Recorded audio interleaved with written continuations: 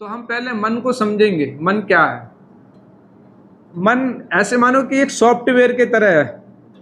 मन एक सॉफ्टवेयर की तरह जो हमारे सिर के अंदर है, वो यहाँ पर हम उसको ब्रेन पढ़ेंगे, ठीक है। और हम बात कर रहे हैं मन की, जिसे हम देख भी नहीं सकते कैसा होता है, जिसे छू भी नहीं सकते और जिसका वजन भी नहीं कर सकते, ठीक है। तो मन के ऊपर ये साइंस आधारित है, तो हम मन की बात कर रहे हैं। तो मन क्या है, ठीक है। तो मन एक सॉफ्टवेयर की तरह होता है, जैसे कि मोबाइल के अंदर सॉफ्टवेयर होता है, या फिर लैपटॉप के अंदर होता है, या बिजली के तारों के अंदर बिजली इलेक्ट्रिसिटी होती है। इसी तरीके से हमारा मन है जो पूरे शरीर में फैला हुआ है, ठीक है, सरल शब्दों में। और ये मन दो प्रकार का होता है, ठीक है। जिस मन से हम सोचते हैं, विचार करते हैं, निर्णय लेते हैं, उसे हम चेतन मन कहते हैं, ठीक है। और जब हम जाग रहे होते हैं, ये मन तभी काम करता है। जब हम जाग रहे होते हैं तभी काम करता है। और ये हमारे माइंड का 10% होता है। कितना? 10%। जितने भी काम हम अपनी बुद्धि से कर रहे हैं, सोचना, समझना, निर्णय लेना, तर्क करना, ये सारे काम किसके हैं? कॉन्शियस माइंड के, यानी चेतन मन के हैं, ठीक है। और ये जब भी काम करता है जब तक हम जाग रहे होते हैं। और ये ओवरऑल माइंड का 10% ही होता है। जैसे कोई एक बर्फ का टुकड़ा पानी में डाल दो, तो बर्फ की एक खास बात होती है, 10% ऊपर रहता है पानी के और 90% पानी के नीचे रहता है। तो ऐसे मानो जो 10% ऊपर है, यही वाला हमारा चेतन मन है, और नीचे वाला सबकॉन्शियस माइंड है, जिसका हम उपयोग करते ही नहीं है। इसका उपयोग हम करते नहीं, बाय डिफॉल्ट होता है, ठीक है। अगर हम इस माइंड को उपयोग करना सीख जाए तो लाइफ में बहुत आगे जा सकते हैं। इस माइंड से दुनिया की हर समस्या का समाधान मिल सकता है, इस वाले माइंड से। जैसे कि आपके पास अगर मान लो 100 रुपये हों, आपको केवल 10 रुपये की पता है कि आपके पास केवल 10 रुपये, इनसे क्या हो सकता है। हम लोगों को 90% वाले माइंड की पता ही नहीं है कि हमारे पास और भी माइंड है। आपने देखो ना, जो हम कॉन्शियस माइंड से जो भी निर्णय लेते हैं वो तो कभी कभी फेल भी हो जाते हैं। काम कहाँ आता है कॉन्शियस माइंड। जैसे कि आपने सोचा इस वर्कशॉप में 20 लोगों से ज़्यादा लोग आने के लिए थे, आज कितने लोग आ पाए आपको पता है? मतलब 7-8 लोग नहीं आ पाए, जबकि उन्होंने फीस भी एडवांस में पे कर रखी थी। कुछ ना कुछ समस्या आ गई होगी, प्रॉब्लम आ गई होगी, ठीक है। ऐसी सपोज डेट हम उठने का ही मान लें कि कैसे हमारे माइंड पे कंट्रोल नहीं है, या कॉन्शियस माइंड से बहुत सारी चीज़ें गलत हो जाती हैं।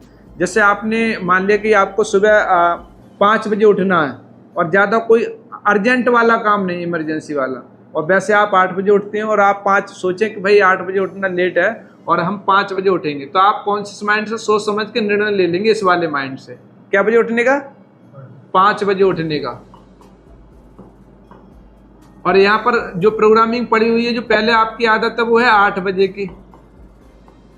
तो आप 5 बजे, आपको ही पता है जब आप शाम को 5 बजे उठने की सोच रहे हैं, उठ नहीं पाएंगे, तो आप क्या करेंगे? मोबाइल में अलार्म लगाएंगे, और जैसे ही मोबाइल में अलार्म लगाएंगे तो बजेगा सुबह 5 बजे, आप उसको अपने हाथों से बंद कर देंगे, या उसको आगे बढ़ा देंगे 6 बजे का, या कह देंगे चला आज हटा, कल करेंगे, कल से करेंगे शेड्यूल।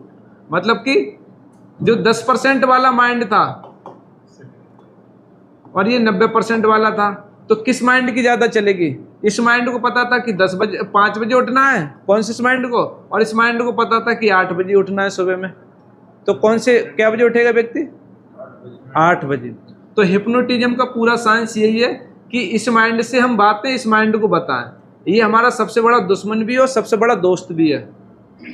सबसे बड़ा दुश्मन भी है और सबसे बड़ा दोस्त भी। आप लोगों ने सुना होगा, मन हमारा सबसे बड़ा दुश्मन भी है और सबसे बड़ा दोस्त भी है, ठीक है। तो हमें बस इसको दोस्त बनाना है, अपने काम इस माइंड से करवाना है, और इस माइंड तक एक बार भी जो बात चली जाती है वो इसको सच कर देता है। फिर उसको ये नहीं पता कि आपका लॉस होगा या आपको लाभ होगा। तो मतलब जो हमारा जो सबकॉन्शियस माइंड है, ये हमारा सबसे अच्छा दोस्त भी है और सबसे अच्छा दुश्मन भी है। यस माइंड है ये, इसके पास जो भी इंफॉर्मेशन पहुंच जाएंगे, पूरी दुनिया की हर ताकत लगा देता है इसको पूरा करने के लिए, चाहे वो अच्छी ही हो या बुरी हो, ठीक है। तो हम आगे और समझेंगे इसके बारे में, क्योंकि हमें इस माइंड के बारे में समझना है, ठीक है। अब चेतन मन, अभी हमने कॉन्शियस माइंड को पढ़ा था, अब ये हमारा अब चेतन मन, ये वाला जो 90%, जिसके बारे में हमें पता नहीं, बाय डिफॉल्ट हम इसको यूज करते हैं, ठीक है। तो ये अब चेतन मन मेमोरी का भंडार होता है, इसके अंदर कितनी भी मेमोरी डाल दो आप, जन्मों जन्मों का डाटा इसके अंदर पड़ा हुआ है हमारे अवचेतन मन के पास, और ये 24 घंटा काम करता रहता है। जब हम माँ के पेट में थे तब भी ये काम कर रहा था, ये 24 घंटे काम करता रहता है, और ये हमारे आत्मा के साथ ही लगा हुआ है। हमारी जो सोल है उस सोल के ही साथ लगा दिया है ले, ठीक है। और ये दिमाग का 90% हिस्सा होता है, ठीक है। और ये वाला माइंड इस माइंड को तो कंट्रोल कर लेता है, ये वाला माइंड इस माइंड को कभी भी कंट्रोल नहीं कर सकता। बोलते ना, कुछ लोग बोलते हैं कि भाई अच्छा सोचो, घबराहट हो रही है, अच्छा सोचो, पॉजिटिव सोचो। तो अब जब घबराहट यहाँ से आ रही है, ऊपर इस माइंड को जा रही है, अब यहाँ से पॉजिटिव सोच के यहाँ थोड़ी नहीं चली जाएगी इतनी जल्दी। तो हमें क्या करना है, इस माइंड के पावर्स का यूज करना है, ठीक है।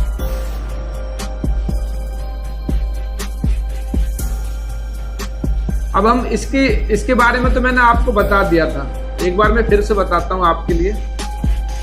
इसका जो चेतन मन होता है, कॉन्शियस माइंड होता है, जिसका काम होता है सोचना,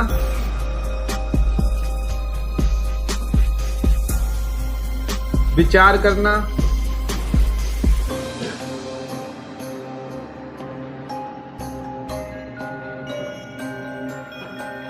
तर्क करना, निर्णय लेना,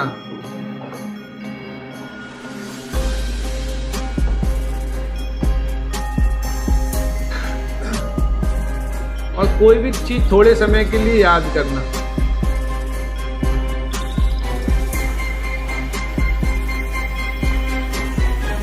ये हमारे कॉन्शियस माइंड के कार्य हो गए, ठीक है। जो हम सब लोग अच्छे भले बातें करते हैं, कोई भी काम करते हैं सोच विचार करके करते हैं। आप यहाँ पर आए, आपने खूब सोचा और विचार किया तब यहाँ पर आए, ठीक है। फिर आपने तर्क भी किया अपने आप से कि भाई सिखा पाएंगे, ये नहीं सिखा पाएंगे, और इतने में या सस्ता है या महंगा है, तो तर्क भी किया आपने, और निर्णय भी लिया आपने कि भाई ठीक है यार, भाई 2 दिन में 6000 रुपये ले रहे हैं तो ज़्यादा नहीं है। क्योंकि मैं पूरे चैलेंज के साथ कहता हूँ कि पूरे भारत में क्या पूरे वर्ल्ड में मेरी फीस सबसे कम है 6000 रुपये। इन कोर्सों की फीस लोग कोई 30,000, कोई 50,000, 1 लाख, 1.5 लाख, एक साथ 3 लाख भी ले रहे हैं 3 दिन के कोर्स। कितने? 3 लाख रुपए।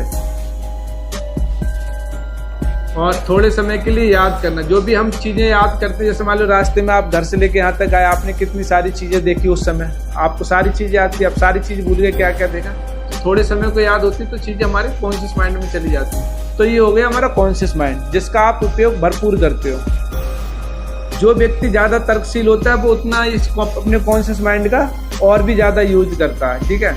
लेकिन आपको सबकॉन्शियस माइंड के बारे में ना तो ये पता ही क्या होता है, ना तो इसके कार्य पता है, और ना आप इसको यूज करते हो। बाय डिफ़ॉल्ट यूज होता है। जैसे हम आज श्वास ले रहे हैं, श्वास लेने का कार्य कितना है? किसका? सबकॉन्शियस माइंड का।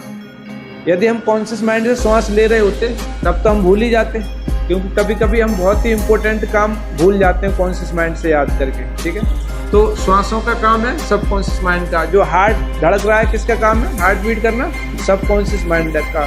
ब्लड सर्कुलेशन किसका काम है? सबकॉन्शियस माइंड का।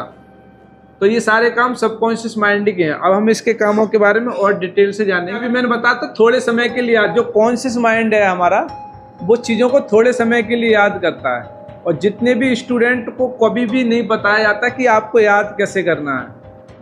कभी कोई किसी से पूछ लेता है, कभी किसी से, एक दूसरे से बच्चे पूछ के याद करते रहते हैं। और जो याद करने की जो तरीका है स्टूडेंट के अपने भारत के अंदर, वो है ट्रेडिशनल तरीके कॉन्शियस माइंड से याद करने। किससे? कॉन्शियस माइंड से। और कॉन्शियस माइंड का व्यवहार है कि थोड़े समय के लिए याद कर लेता है, फिर उसके बाद ये चीज़ों को भुला देता है, क्योंकि इसके पास मेमोरी का जो दायरा है ना वो सीमित है। तो ये भुलाएगा नहीं तो माइंड पे स्ट्रेस आ जाएगा। तो आपने देखा हो बच्चों की हमेशा शिकायत रहती है, आप सब भी स्टूडेंट रहे होंगे, एक सब्जेक्ट पढ़ी याद हो गई, अगली पढ़ी पिछली गई गायब, और फिर अगली पढ़ी पिछली गायब। तो बच्चों को पूरी ज़िंदगी खत्म है उसी में। तो अगर हम सबकॉन्शियस माइंड के जो तरीके होते हैं, अगर हम उनको याद करना सीख जाएं, हमारे स्टूडेंट उनको सीख जाएं, तो फिर वो उन्हें लाइफ टाइम चीज़ें याद रहेंगी, फिर भूलने जैसी उनके पास समस्या नहीं आएगी।